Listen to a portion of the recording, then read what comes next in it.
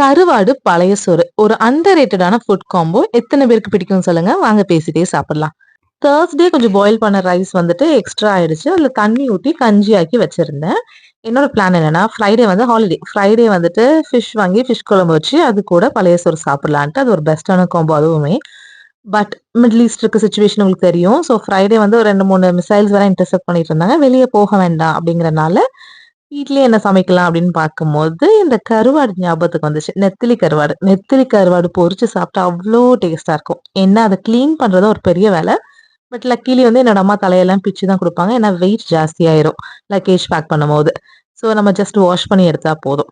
அதனால கருவாடு ஃபிக்ஸ் பண்ணியாச்சு. ரொம்ப ஈஸியான ரெசிபி தான். கருவாடு, வெங்காயம் கட் பண்ணி வச்சுக்கணும். கருவாடு, உப்பு, மிளகாத்தூள் போட்டு அத சாட்டே பண்ணி அத கொஞ்சம் எடுத்துட்டு, அதே எண்ணெயில வந்து கட் பண்ண ஆனியன்ஸ் போட்டு அதையுமே சாட்டே பண்ணிட்டு, திரும்ப அந்த கருவாடு போட்டு நல்லா வதக்கி எடுத்து சாப்பிடணும். அவ்வளோதான்.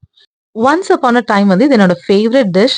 என்னோட தாத்தா கூட உட்கார்ந்து வந்து எனக்கு பழகிடுச்சு. என்னோட தாத்தா வந்து மோஸ்ட்டா கஞ்சி தான் சாப்பிடுவாங்க. என் அம்மா வந்து எனக்கு அடிக்கடி தரமாட்டாங்க. ஏன்னா இது வந்து குளிர்ச்சியான ஃபுட். சளி பிடிக்கும்ன்ட்டு.